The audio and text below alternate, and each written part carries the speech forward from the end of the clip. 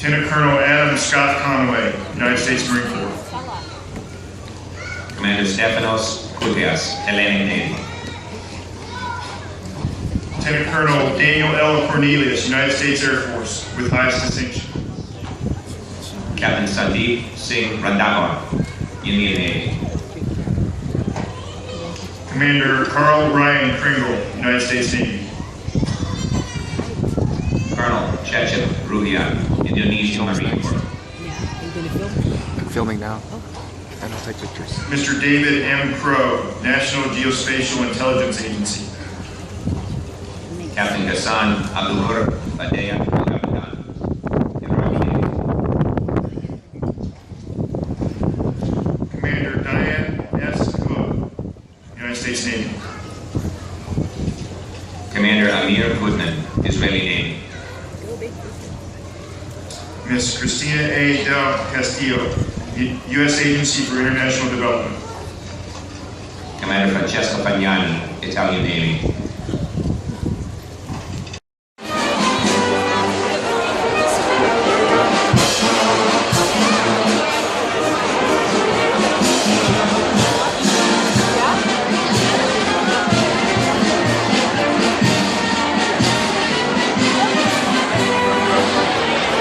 Drink of water out today.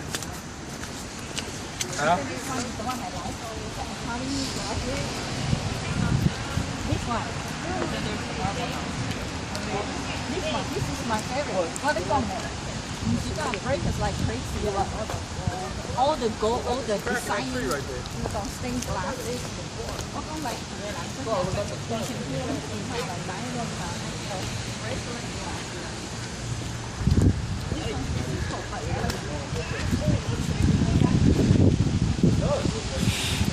I'm gonna take picture here. No? Here. I'll take picture of you. Come on, Ken. To start your tour, you want to select your language on the first page. Second page, you're going to see the play button. That's the button you want to select in the lower right-hand corner to start your tour. Your tour starts right there. Bear with me 1 second. I just have to turn this around. Welcome. To start your tour, you just go.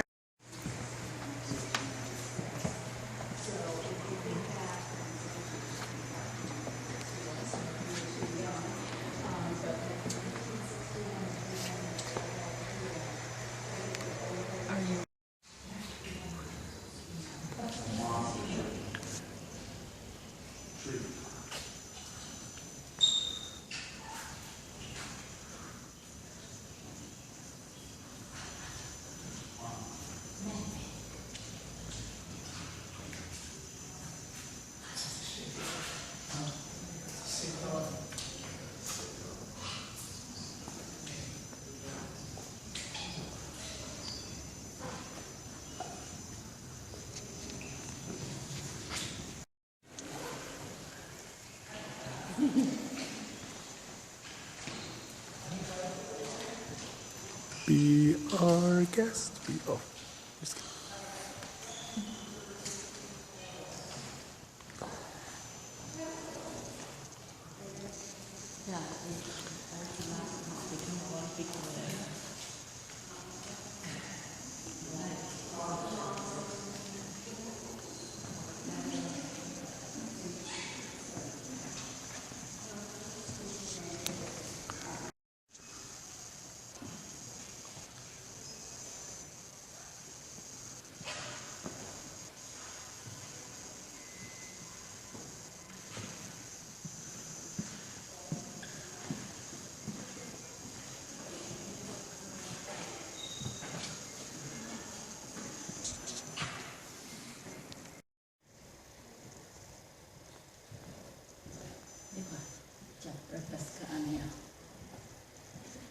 one room for everything.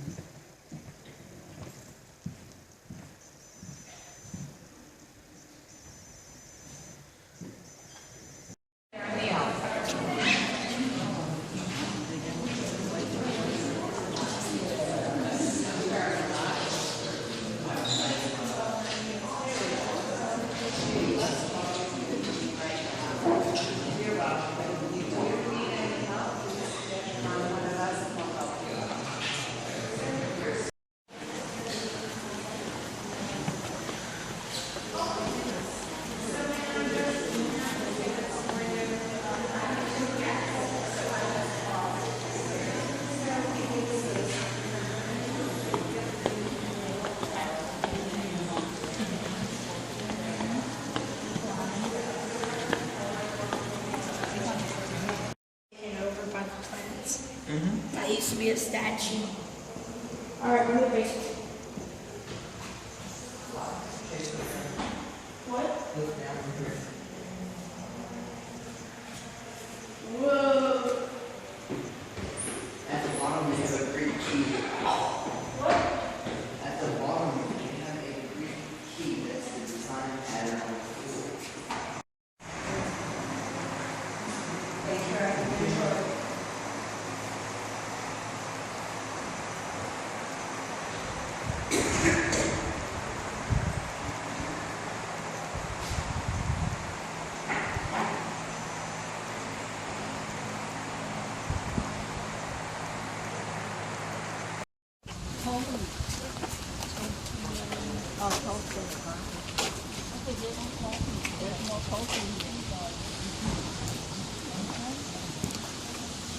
Oh, delivery.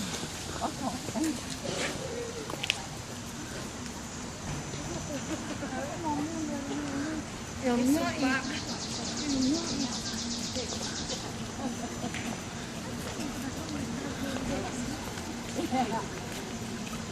Yeah. What do you think? How do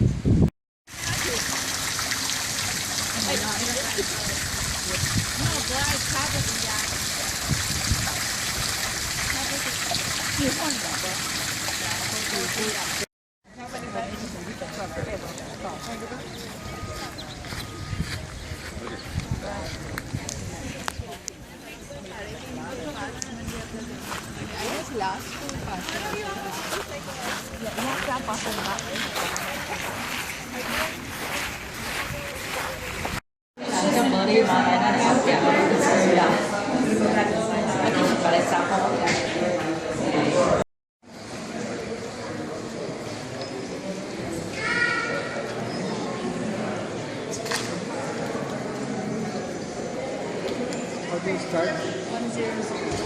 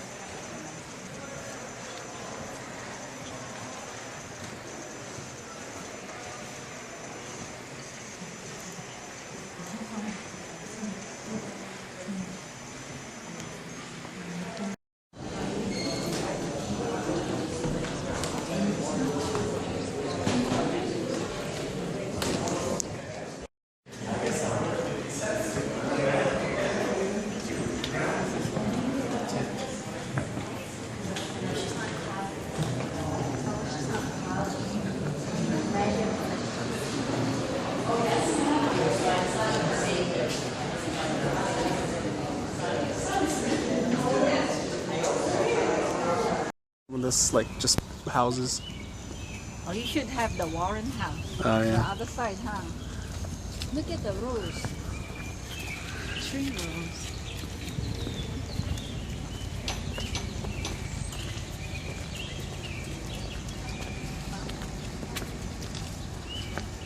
Your mom never been in East Coast or she did?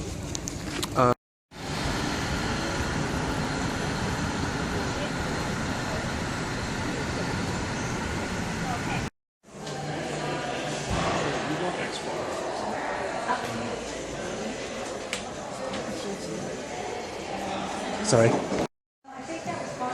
Discrimination. Hi, Tom.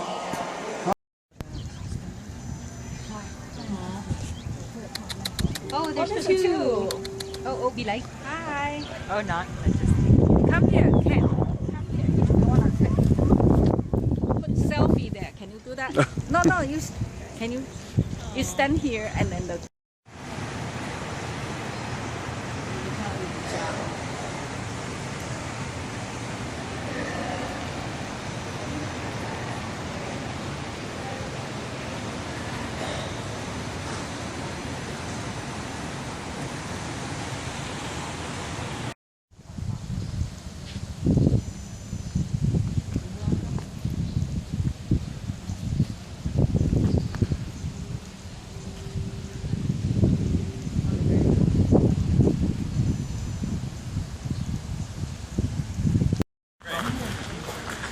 So I just wanted to fill you in because it's like right in between. So we guided tours at the top of the island. So what happened is you came right in between. Like this one's about halfway through, and then the next one's in like 40 minutes. So basically, I would.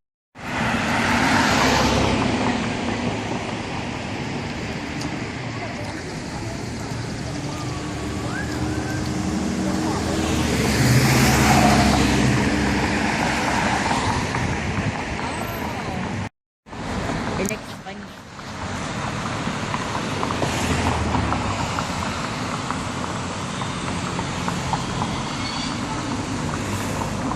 Whee! Doesn't it look funky? Yep. Are you filming it? Yep. Before we get started, pretty much standard stuff if you've been to any other house. Photos are allowed, just no flash in the house, please. Appreciate that. One other thing to right, this understated base. But what made the house so unique and so interesting is that we see the introduction of a lot of different cultural elements pulled from all around the world. Something that hadn't really been done before here. For example, if you look all the way up here, you can see on the tops of the brick chimneys up there, they're interesting looking pagoda-shaped pots. So if you can imagine, that's the first element of Japanese cultural influence that we see in the house, and that's repeated again and again. The Japanese style was coming into vogue at this point, particularly in the 1870s. So on the outside of the house and on the inside, we have a lot of Asian influence. Very interesting. It's also hard to ignore the 2 bell-shaped towers stuck on both sides. Those bell-shaped towers really call to mind kind of medieval towers in France or in England. So again, not quite the same thing you might have expected to see on a New England colonial. Of course, the brick of the house. It connected all these rooms on the first floor. And interestingly, you might notice that it feels a little different from some of the other houses. Those houses that you might have been in, Breakers or Marble House, or even some of the smaller ones, very Victorian. A lot of small rooms put next to each other, connected by doors, right? Not so here. In fact, this was basically the first Western house to use an open floor plan. And I know that's not such a big, such a big deal now, because everybody has an open floor plan. It's a dime a dozen. But at the time, it was revolutionary. Now, Stanford White and McKinley and White, who designed the exterior, the architects, also served as the interior designers. And they got the idea for this open floor plan when they saw a Japanese model home at the at the American Centennial Celebration in Philadelphia in 1876. So, because what you can see right here, and what we see, lots of little details like this all throughout the house. This is the chrysanthemum, which is the symbol of the Japanese imperial family. And we can also see as we come up here, we've got the rollers, but the bracket up here curves up at the edges, just like those Japanese temple gates. if you can imagine that. So it's this combination of a New England style, Japanese influence, like we see up here in the lattice work as well, and then also different cultures as well that I'll talk about in just a moment. It's this combination of all these disparate cultures into one unified design scheme that was genius. It was absolutely incredible for the time period, like nothing you'd ever seen before. Nowhere is that clearer than in the ingle nook that we see right over here. Now the ingle nook, which is essentially a fireplace with built-in seating. The ingle nook is decorated. We have over the fireplace right here, we have all the scenes are different. So if you come from a place like Marble House or Breakers, where everything is basically, they take a big mold of it, right? And since they have so much ground to cover, they kind of like copy-paste all over. And it's beautiful, it's marble, it's gold, but this is a level of detail and craftsmanship unlike that. Unlike what you see at these other houses. This was a very deliberate choice. It was a response, a reaction against the Industrial Revolution. This was kind of the arts and crafts movement. And then when you see the introduction of Asian influence into the arts and crafts movement, we call that the aesthetic movement, which is obviously heavily influences this house. The windows, but also in the function of the windows. Because what these windows do, they actually are pocket windows that lift all the way up. You can slide them right into the wall here. And this instantly becomes a doorway. So it's not just a window, it's a door. And that literally brings together the interior and the exterior in a very tangible way. Again, reinforcing their whole concept for a retreat from nature. Really, it's a beautiful size for painted glass at that time. Absolutely. In fact, this is kind of the creation of the term modernized colonial for these windows, for this house, because you're taking the kind of typical kind of colonial painting and then adding on this huge pane, right? And that's going to increase your natural. Sensational at the time. Absolutely. No, it was. It was. No one had done it. We actually found this one, and this is somehow in pristine condition. But you can see exactly how it fits in with the design scheme of the house, the same colors, the same floral pattern. But of course, kind of what catches people's eye in this house, in this room most of all, is the ceiling and the walls here. This is rattan, which is kind of a woven reed, an Asian reed. And obviously this provides texture to the room, and it also breaks up the kind of dark mahogany that's running all around the base, because Stanford White didn't want the room to become too gloomy or oppressive in that way. So really interesting combination of styles, topped off by, if you look at these kind of like medallion looking things, interestingly, so these serve no function at all. They're purely decorative. And if you can imagine, it's another example of recycling. These are colonial bed warmers. So if you can think the coals going right in between, if you've got the covers for that. So the stove over here would have been in there. Same type of stove as at the other houses, just on a smaller scale. We found the hood in the basement as well, so that's original. It's been reattached. This piece, the built-in over here, is original. So again, not a flashy kitchen per se, rather modest, but perfectly suited to the needs of its occupants, and obviously very elegant as well. Very interesting. So our next stop on the tour, we're going to head up these back stairs, the servant stairs. Yeah, you go up. So it shows you actually got it. So it's like it's basically the base of every entrance. So this would have been linen storage, and this trunk storage for traveling. Female servants would have lived upstairs. Male servants would have lived in the space above the stables, which is actually, the stables were located where the parking lot is now. The house is so unified in its design scheme that we could, for example, look at the sunburst pattern down here and see that it matches with the sunburst down above the doors and above the windows. And then you can even see in the kind of unique spindle design, the same thing is repeated going around the second story of the porch. So if you look out on the porch, you can see the same spindle pattern. So we think that this was the appropriate space for that bed, which is quite cool. You'll also notice picture rail running around the top, because of course you couldn't hammer things into your horsehair plaster, that wouldn't have stood up very well. And then heating as well, with the metalwork with Japanese design, just because these houses needed to be kept warm even in the winter, just so they weren't. That's why I don't think they're replaced very often. This was the bathroom growing up, but again, pretty modest. I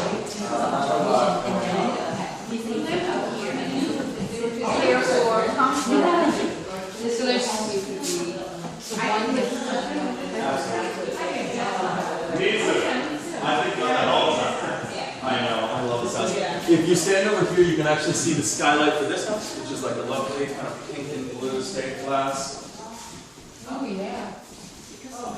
And then the wallpaper over here, this is the sample of the original that we've done the reproduction from. I was behind a mirror, and this is the perfect.